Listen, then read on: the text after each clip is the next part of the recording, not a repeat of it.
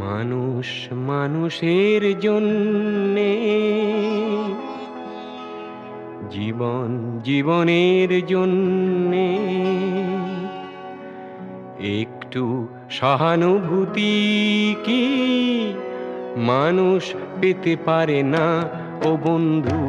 মানুষ মানুষের জন্যে, জীবন জীবনের জন্যে, একটু সহানুভূতি কি মানুষ পেতে পারে না ও বন্ধু? মানুষ মানুষের জন্যে।